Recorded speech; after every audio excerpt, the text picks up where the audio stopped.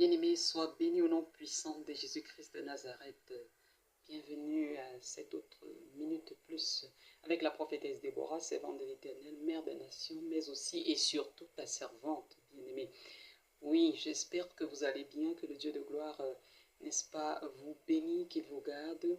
Et qu'en ce nouveau mois, bien-aimé, vous êtes déjà entré dans la phase du renouvellement, n'est-ce pas, de la manifestation de l'amour de Dieu et du commencement d'un nouveau cycle dans tous les aspects de votre vie, bien sûr. Vous êtes vraiment bénis, vous qui demeurez connectés, vous qui partagez avec une personne lorsque le message vous touche.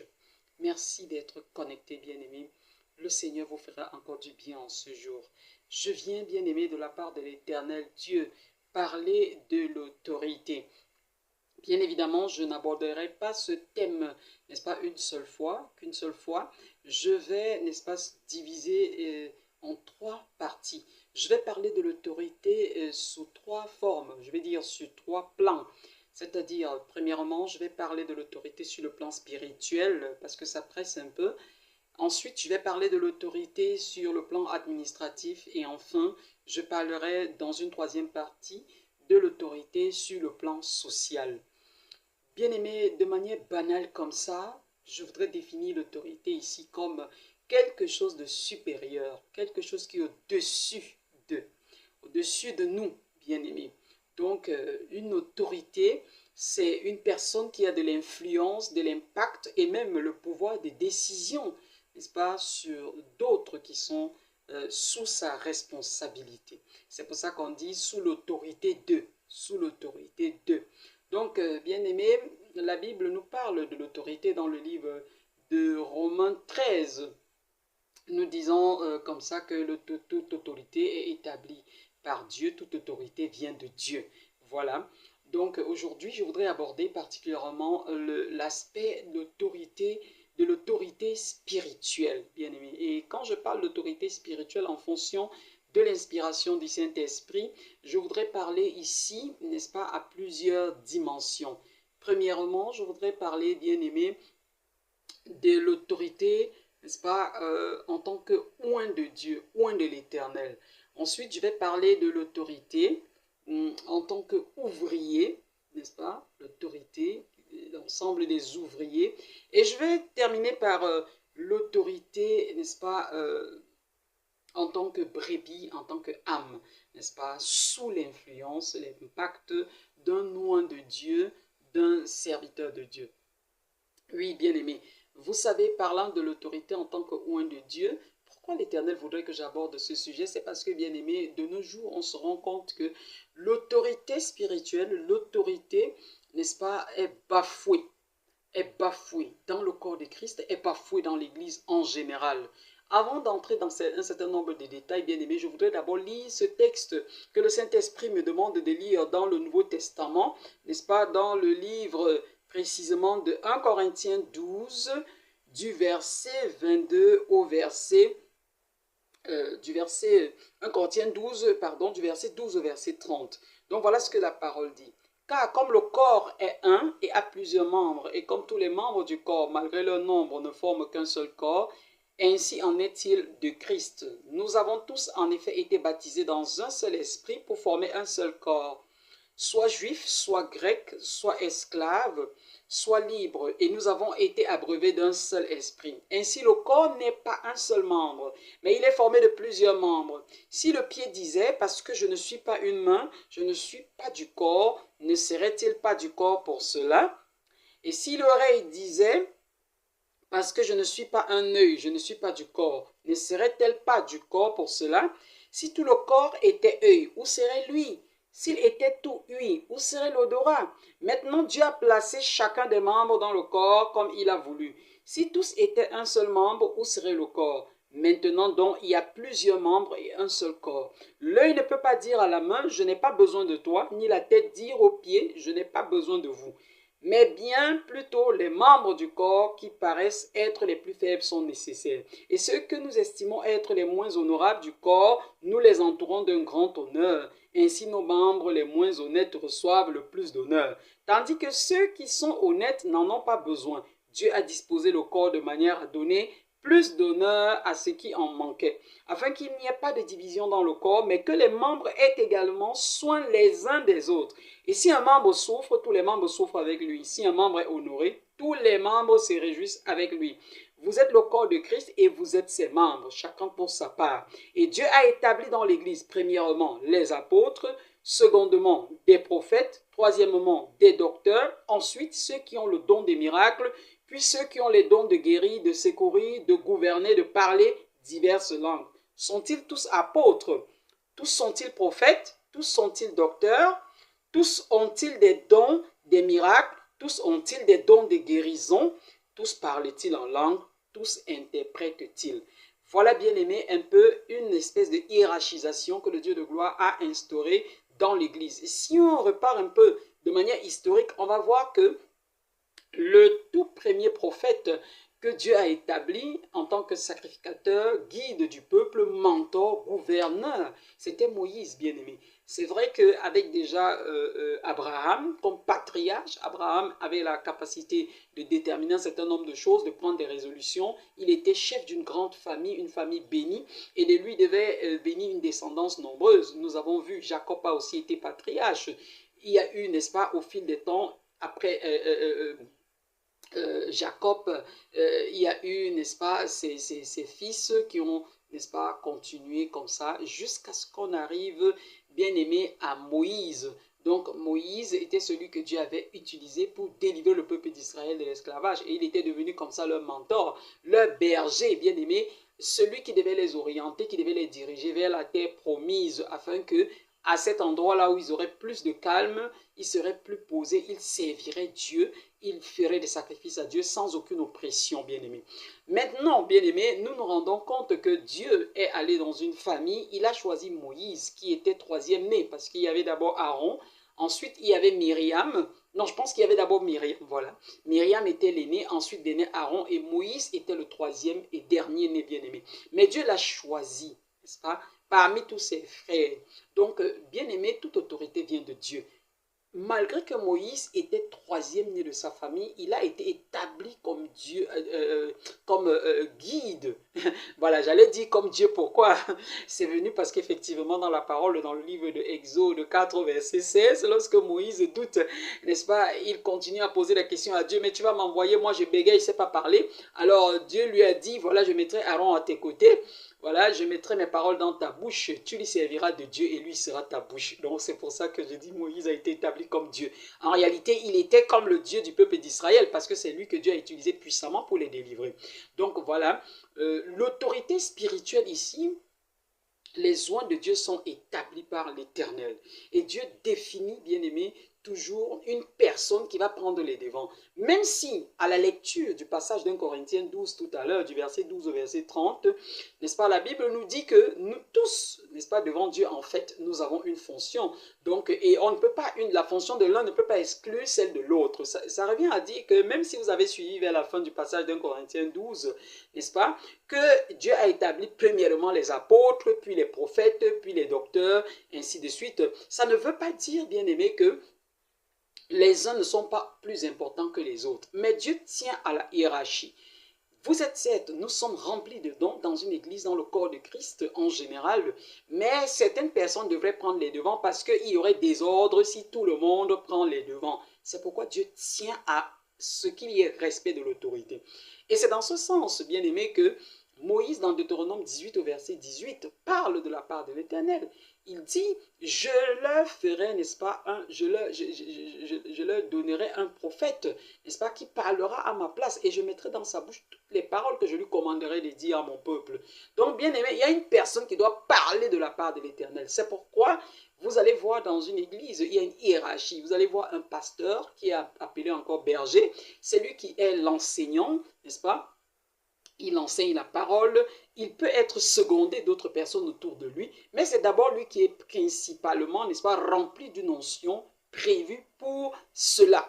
Donc Dieu établit. C'est aussi la raison pour laquelle quand vous remontez encore, vous allez voir que dans Exode 28, Dieu prépare déjà Aaron et ses fils, n'est-ce pas, à être les tout premiers sacrificateurs du peuple, c'est-à-dire des gens qui vont être au devant pour présenter, n'est-ce pas, à Dieu les holocaustes. Ça ne pouvait pas être un désordre que chacun va venir présenter, n'est-ce pas, son offrande, son sacrifice de n'importe quelle manière. Il devait avoir une personne qui devait, n'est-ce pas, élever les sacrifices au Seigneur. Aujourd'hui, dans nos églises, nous avons des personnes, après qu'il y ait eu, n'est-ce pas, panier de dîmes, collecte des dîmes, des offrandes, des sacrifices et que sais-je encore, il y a une personne qui élève et qui fait une prière. C'est un peu une représentation de ce que faisaient Aaron et ses fils. Mais à l'époque, c'était très strict. Il n'y avait que lui et ses fils qui pouvaient avoir part, n'est-ce pas, à cette fonction-là. Donc, ce n'est pas tout le monde qui pouvait le faire. Donc, bien aimé, les oins de Dieu sont là pour nous diriger et nous devons les respecter en tant que tels. Beaucoup de personnes ne respectent pas les oins de Dieu. Beaucoup de personnes s'adressent n'importe comment aux oins de Dieu. C'est pourquoi Dieu voudrait, n'est-ce pas, remettre les pendules à l'heure. Quels que soient les dons que vous avez dans un ministère, puisque la Bible dit ici, n'est-ce pas, les dons des uns ne dépendent des dons des autres. Bref, il y a ce qu'on appelle complémentarité. Donc, si tu as le don de parler en langue, quelqu'un qui est à côté de toi a le don de guérir, ainsi de suite. Il y en a qui ont le don de prédication, le don de paroles de connaissance, les dons de louange, les dons d'adoration. Ce n'est pas tout le monde. Et Dieu fait que tous ces dons-là, n'est-ce pas, qu'on puisse, n'est-ce pas, en faire une chose pour aider la communauté. Mais il devrait quand même avoir une personne établie sur la communauté de manière à respecter l'ordre, bien aimé. Une personne qui reçoit de la part de l'Éternel, qui dirige, qui oriente, même si de temps en temps, elle peut se faire aider par les autres. C'est pour ça qu'il y a les ouvriers tout autour, les anciens, et ainsi de suite. Vous savez que dans la parole, Moïse avait également établi 70 anciens, n'est-ce pas, qui étaient supposés travailler autour de lui pour l'aider avec Aaron dans ses fonctions. Donc, en fait, il y a les anciens. Maintenant, aujourd'hui, on a les huissiers, on a ainsi de suite, jusqu'à ceux qui balaient le temple, qui nettoient le temple. Ils ne sont pas à prendre à la légère, bien-aimés. Donc, dans la maison de Dieu, bien-aimés, il y a cette autorité, déjà, premièrement, d'abord, qu'il faut respecter. Je dis bien, malgré tous les dons que l'homme puisse présenter, Dieu n'est pas fou en établissant une personne qui devrait régner, n'est-ce pas, et s'assurer qu'il y ait de l'ordre dans la distribution des tâches, dans ce qu'il y a à faire, n'est-ce pas, et tout. C'est de cette façon que Moïse avait été établi. Et c'est lui qui définissait, voilà, voici les sacrificateurs, voici le travail des Lévites, voici le travail donc, ce n'est pas tout le monde, bien aimé, qui avait accès, n'est-ce pas, au service pour Dieu n'importe comment. Et puis, il y avait le lieu saint, le lieu très saint. Ce n'est pas tout le monde qui y avait accès. Bien, c'est vrai qu'à la venue de Jésus-Christ de Nazareth, et le jour qu'il a rendu l'âme, le rideau du temple s'est déchiré pour dire qu'il ne devait plus avoir une espèce de mystère, du mysticisme, c'est-à-dire que quelque chose de mystérieux derrière la connaissance de la parole de Dieu et la relation personnelle avec Dieu. Mais je te dis encore, bien-aimé, ça n'exclut pas le fait que tu doives respecter loin de Dieu. Quelle que soit l'apparence de loin de Dieu, quel que soit l'âge de loin de Dieu, parce que loin de Dieu peut avoir 18 ans, mais être rempli spirituellement, et Dieu peut l'avoir choisi. Je viens de te citer le cas de Moïse, qui était troisième né, mais que Dieu a choisi pour établir, n'est-ce pas, au-dessus de ses frères, sur tout le peuple. C'est Moïse qui a établi Aaron. Donc, il avait autorité sur Aaron. Il a établi Aaron sacrificateur. Ça veut dire qu'il était élevé en dignité au-dessus de Aaron. Et il était donc celui-là qui était chargé de définir la place que pouvaient avoir les autres au sein de la société, n'est-ce pas, au sein du corps de Christ, si on peut ainsi dire, à l'époque, parce que le peuple d'Israël formait un. Donc, bien aimé, il n'y avait pas plusieurs dénominations comme aujourd'hui. Bien, de toutes les façons, dans chaque domination, dans chaque communauté, Dieu n'a aucun problème avec les dénominations ou alors les communautés, mais seulement respectons, bien aimé, n'est-ce pas, l'ordre établi.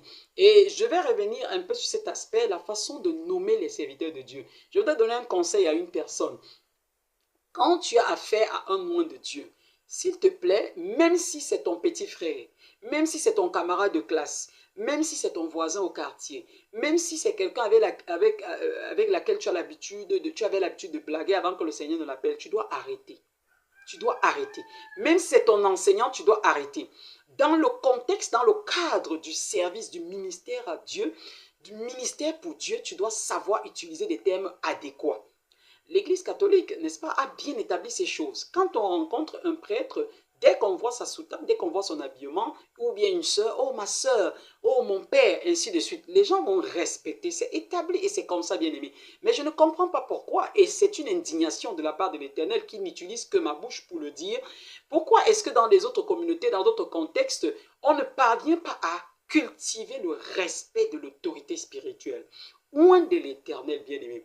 Quelles que soient, n'est-ce pas, comme je dis tantôt, les origines, quelles que soient les origines, quel que soit l'âge, quelle que soit la position sociale, de loin de l'Éternel, de loin de l'Éternel, bien aimé, tu dois respecter. Serviteur de Dieu, servant de Dieu, loin de l'Éternel, loin de l'Éternel, béni de Dieu, béni de l'Éternel, mon pasteur, berger, ainsi de suite. Utilisez un terme. Serviteur de l'Éternel, servant de l'Éternel, apprenez à cultiver cela. Ce sont des choses qui plaisent à Dieu. Lorsque vous ne respectez pas ce genre de choses, bien aimés, l'onction que Dieu a déposée en la personne ne peut pas se déployer dans votre vie parce que vous avez du mépris. Vous pouvez avoir connu quelqu'un comme enseignant, comme enseignante, mais une fois que cette personne devient loin de l'Éternel et que vous voyez bien que l'Éternel l'utilise, bien aimé, vous devez apprendre dans un contexte précis à nommer cette personne servante de Dieu, ointe de l'Éternel, ointe de Dieu, ointe de l'Éternel. Voilà ce que le Seigneur voudrait, bien aimer. Il faut apprendre à donner à César ce qui est à César, à Dieu ce qui est à Dieu. Apprenons à respecter les ointes de Dieu.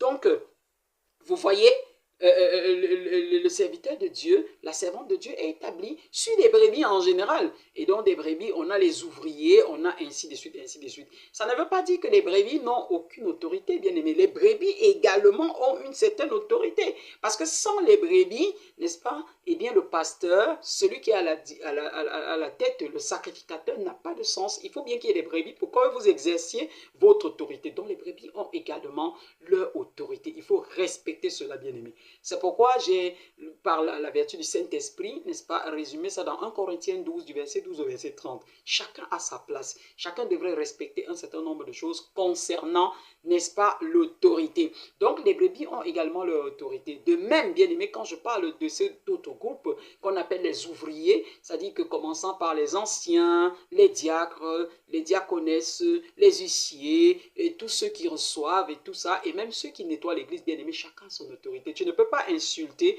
celui qui nettoie l'église. Nous venons de dire tout à l'heure qu'il y a des membres du corps qui sont de prime abord sans importance, mais à qui Dieu donne assez d'importance. Ne t'adresse pas n'importe comment à quelqu'un qui est ouvrier à l'église parce que cette personne nettoie les chaises, nettoie le sol, parce que cette personne n'est pas à la chorale, parce que cette personne n'est pas à l'autel pour prêcher, n'est-ce pas? N'est pas au pupitre pour prêcher. Non, tu dois respecter tout le monde, tout enfant de Dieu. Regarde tes frères et sœurs en Christ, bien-aimés. Parce que là, il y a cette dimension également. Tes frères et sœurs en Christ dans l'église, bien-aimés, regarde-les comme étant égaux à toi. Donc, tu ne devrais pas les simplifier. Tu dois les regarder comme étant comme toi, méritant d'être respectés. Et s'il y a ce respect mutuel, bien-aimé, alors on aboutira à une harmonie totale. Une église, une communauté dans laquelle il n'y a pas respect de l'autorité de tous et de chacun, selon son importance, parce que c'est ça que Dieu voudrait relever ici, bien-aimé. S'il n'y a pas respect, alors le Saint-Esprit, l'onction de Dieu ne peut pas se manifester. À l'époque, dans Actes des Apôtres, la Bible dit qu'ils communiaient tous en commun, ils partageaient tout ensemble, jusqu'à leur bien. Je sais que ce n'est plus possible aujourd'hui parce que beaucoup sont attachés aux biens matériels, aux biens terrestres, et puis il y a tellement de décalage dans la société des riches, des pauvres, et ainsi de suite, que beaucoup de riches n'accepteraient pas comme autant, n'est-ce pas, des apôtres, de partager leurs biens pour qu'il y ait égalité, n'est-ce pas, pour qu'il y ait équité, n'est-ce pas, au niveau de la distribution des biens. Bon, ça ne dit rien au Seigneur. Tant que vous êtes riche et que vous savez faire du bien aux autres, vous savez respecter ceux qui sont sous vous, ceux qui ne sont pas riches comme vous, vous savez les aider avec ce que vous possédez, l'Éternel sera fier de vous, il va vous bénir davantage. Et c'est ainsi, bien-aimé. Donc, nous devons nous prendre avec respect. Le Seigneur Jésus-Christ de Nazareth, dans le livre de Marc 9, lorsque ses disciples lui posent la question de savoir qui était le plus grand parmi eux, bien-aimé, en tout cas, ils discutaient, ils ne lui ont pas posé directement cette question dans Marc 9, ils discutaient et puis Et entre eux, ils cherchaient à savoir qui était le plus grand. Lorsque le Seigneur Jésus-Christ leur a demandé de quoi il parlait, ils se sont tués, mais le Seigneur a su. Et puis, il a dit, celui parmi vous qui voudra être le plus grand, mais qui devient le plus petit. Et quand il a pris un enfant, et il a approché cet enfant, et il a pris l'exemple de cet enfant, il a dit, celui qui voudra être, n'est-ce pas, grand dans les cieux, devrait se faire plus humble que cet enfant. Et vous voyez lui-même que lui, le maître, Jésus-Christ de Nazareth, s'est fait humble, s'est fait petit en lavant les pieds de ses disciples. Donc, tu as l'autorité spirituelle, certes, mais tu dois être rempli d'humilité également pour comprendre l'importance des autres. Tu dois être à l'écoute des autres. C'est ça. L'autorité spirituelle se respecte de manière mutuelle. Donc, celui qui est élevé respecte celui qui est plus petit. Vous voyez que les disciples de Jésus-Christ de Nazareth, en retour, ont toujours respecté le maître. Ce n'est pas parce qu'il leur avait lavé les pieds, ce n'est pas parce qu'il était humble, ce n'est pas parce qu'il était fils de charpentier qu'ils ont commencé à lui manquer de respect. Beaucoup de personnes, dès qu'ils ont une certaine élévation, dès qu'ils ont plus de vision, peut-être que leur pasteur, ainsi de suite, ils pensent qu'ils sont arrivés, ils peuvent s'adresser n'importe comment aux gens, ils peuvent manquer de respect, ils peuvent mépriser. Non. Ça, c'est dangereux. Faites attention, bien-aimés. On ne blague pas avec l'autorité des oins de Dieu, bien-aimés. Ce n'est pas parce qu'une personne peut-être est calme, est simple, mène une vie peut-être de simplicité, une vie je ne sais pas moi quoi, ne tape pas sur les toits, ainsi de suite, ne tape pas dans les tambours pour qu'on sache que voilà, il est rempli de ci, ça, elle est remplie de ci, ça, cette personne-là, que vous allez faire du n'importe quoi, mépriser cette personne. Faites très attention. Quand vous voyez un oint de l'Éternel, une oint de l'Éternel posé, calme, doux, humble, c'est même cette personne qu'il faille respecter beaucoup. Parce que les paroles qui sortent de la bouche de la personne sont comme des couteaux à double tranchant. Faites attention. Surtout quand cette personne est vraiment dans les normes, marche avec Dieu comme cela se doit. Respecte la parole de Dieu, met en pratique la parole de Dieu. Bref, a une connexion particulière avec Dieu. Et est soumise, n'est-ce pas, à l'autorité divine. Bien-aimé, tu ne peux rien contre cette personne. Faites très attention. David, qui avait déjà été établi roi, au travers de l'huile d'onction qui avait été versée sur sa tête, n'avait pas manqué de respect à Saül qui était encore roi bien-aimé. Donc il a dit, lorsqu'on lui a dit de se venger, il avait rencontré Saül et il pouvait bien le tuer. Il a dit, loin de moi, l'idée de toucher à loin de l'Éternel. Combien de personnes insultent les oins de l'Éternel, les oins de Dieu? Oh, celle-là est comme ça, celui-là est comme ça. On mal parle, on rabaisse, on appelle même certains oins de l'Éternel par leur prénom. Hein? Que ce soit ton épouse, que ce soit ton frère, ta soeur, tu dois respecter ce côté-là. Oui. Dans un contexte précis, respecte ton époux, oint de l'Éternel. Devant les brebis, devant le monde, devant les gens, appelle ton époux serviteur de l'Éternel, oint de l'Éternel, et vice-versa. L'homme aussi qui a une épouse servante de l'Éternel devrait aussi respecter. Comment voulez-vous que les brebis respectent vos conjoints si vous ne respectez pas, n'est-ce pas, vos conjoints face aux brebis, face au peuple, face à la communauté, face au monde? Vous vous adressez n'importe comment à ces personnes parce que vous voyez leur nudité. Non, attention, Dieu peut frapper très mal. C'est très important de respecter, n'est-ce pas, l'autorité. Vous avez compris, bien-aimés, l'autorité spirituelle doit se respecter. Regardez encore ce qui s'est passé dans le livre de 2 Rois 2, précisément, bien-aimés, vers la fin. Nous voyons des jeunes garçons qui se sont moqués comme ça du prophète Élisée, lui disant « monte chauve, monte chauve ». Et le prophète Élisée les a regardés, n'est-ce pas, il se retourna pour les regarder et puis il les maudit au nom de l'Éternel, la Bible dit. Et c'est alors que 2 ours sont sortis et ont dévoré ses enfants. Bien aimé, faites attention, même quand vous parlez mal à un oint de l'Éternel et que cet oint de l'Éternel ou cette pointe de l'Éternel ne vous répond pas, c'est même très dangereux d'ailleurs parce que Dieu se charge, n'est-ce pas, de vous faire, n'est-ce pas, de faire justice et de vous punir pour cela. Je vais encore prendre un autre exemple, bien aimé, cette fois-ci dans le livre de 2 Rois 1. Bien aimé, nous voyons que dans le livre de 2 Rois 1, il y a un roi nommé Akazia. Akazia donc qui est roi. Et il est tombé du treillis de sa maison. Étant donc très malade, qu'est-ce qu'il fait? il demande au peuple d'aller consulter pour lui, n'est-ce pas, Baal-Zébul, le dieu des écrans. Et maintenant, Dieu va révéler cela, puisque le roi était supposé être une lampe, était supposé être un modèle, quelqu'un qui, en fait, montre au peuple le chemin à suivre. Mais lui, il va consulter, n'est-ce pas, les dieux de Baal, les voyants, les tradis praticiens. Et alors, Dieu révèle cela donc à son serviteur, Élie, le Tishbite, qui est le père d'ailleurs d'Élisée, le prophète Élisée. Alors il va révéler cela et il va lui dire qu'il ne descendra pas de son lit. N'y a-t-il pas de Dieu en Israël pour qu'il aille consulter, n'est-ce pas, Baal-Zébul, Dieu d'Écron? Et maintenant Akazia fâché parce qu'il se dit, je suis quand même le roi, ce pauvre Tishbite qui vit dans la brousse et ainsi de suite, puisque la Bible dit que Élie, n'est-ce pas, il vivait en brousse pratiquement dans les montagnes. Il n'était pas en ville, c'était pas, voilà, quelqu'un comme nous. C'était sa façon à lui, hein. Plus tard comme Jean-Baptiste qui se nourrissait de miel sauvage et des sauterelles. Donc Élie, lui, vivait dans le désert, dans les montagnes, bref, un peu retiré du monde. Et alors, Akazia, donc, de se fâcher parce qu'on lui a envoyé ce message de la part du prophète. Il pense qu'il a tous les droits et qu'il peut faire d'Élie ce qu'il veut. Alors, il envoie un contingent de 50 personnes pour aller attraper Élie. Arrivé le chef de ce contingent de 50 personnes-là se permet de s'adresser n'importe comment à Élie. Et Élie dit, si je suis serviteur de Dieu, que le feu descende et te consume. Et le feu descendit et consuma. Deuxième contingent, même chose. Le troisième contingent, ce chef-là, il a vu ce qui s'est passé avec les deux premiers. Et alors, il a eu un peu plus de respect. Et il s'est adressé à Élie avec soumission, en reconnaissant son autorité spirituelle, bien qu'il ne fût pas roi, bien aimé. Donc, il s'est adressé avec respect. Et là, le Seigneur a demandé à Élie, vas-y, suis-le.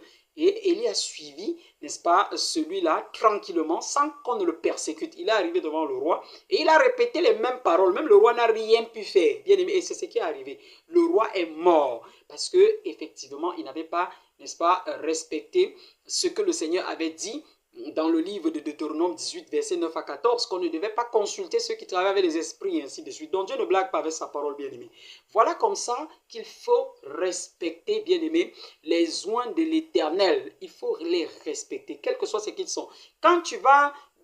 parce que tu es commissaire de police, tu vas agresser un oint de l'Éternel, une ointe de l'Éternel n'importe comment, non, viens avec respect. S'il y a un mandat d'arrêt, explique-lui pourquoi est-ce qu'il y a un mandat d'arrêt et puis parle-lui avec respect pour que cette personne puisse s'expliquer, bien aimé. Donc, même si on a menacé le Seigneur Jésus-Christ de Nazareth, on l'a pris comme un bandit, on est venu l'arrêter comme un voleur, ça ne veut pas dire que tout le reste, Dieu va laisser faire. Voilà. Vous voyez, avec Élie le Tishbite, ça ne s'est pas passé comme avec Jésus-Christ de Nazareth, qui avait une mission précise. Donc, il s'est laissé faire. Parce qu'il fallait qu'il passe par cette humiliation-là, par cette mort honteuse, pour ensuite nous sauver, nous délivrer du joug de Satan. C'est pourquoi il avait été ainsi. Mais le Seigneur ne voudrait pas, bien-aimé, qu'on manque de respect à ses oints. J'espère que tu as compris, bien-aimé, que désormais, même si nous sommes tous du corps de Christ, nous formons un, et que chacun a son appel, son couloir, bien, tu dois respecter les uns et les autres, bien-aimé, en te disant que tu n'es pas plus que les uns, tu n'es pas plus que les autres. En le faisant, bien-aimé, toi aussi, tu vas attirer le respect des autres vis-à-vis de toi. Respecte chacun, respecte la hiérarchie, respecte ceux qui sont tes égaux, respecte dans le ministère, respecte ceux qui sont plus anciens que toi, respecte même ceux qui sont nouveaux, parce que Dieu peut utiliser qui il veut à la dimension à laquelle il veut. Ne sois pas surpris, ne pense pas que tu es trop arrivé, ne sois pas surpris que Dieu utilise même un enfant, n'est-ce pas? Il dit que de la bouche, dans le livre des Psaumes, que de la mamelle, de la bouche des enfants à la mamelle, il a, n'est-ce pas, fait sortir des choses qui ont, n'est-ce pas, bouleversé, chamboulé. Je suis en train de paraphraser, bien-aimé. Donc, bien-aimé, ne te prends pas pour trop. Applique ce que le Seigneur Dieu dit dans le livre de Philippiens 2, bien-aimé. Le Seigneur Jésus-Christ de Nazareth avait le rang de Dieu, mais il s'est rabaissé, au point, n'est-ce pas, de subir cette mort honteuse, ce qui a valu que le Seigneur l'élève, qui lui donne le nom qui est au-dessus de tout nom, afin qu'au nom de Jésus, tout genou fléchisse dans les cieux, sur la terre, sous la terre, et que toute langue confesse qu'il est Seigneur à la gloire de Dieu le Père. Bien-aimé, tu veux que Dieu t'élève, demeure humble, quel que soit ton niveau, respecte l'autorité, respecte la hiérarchie.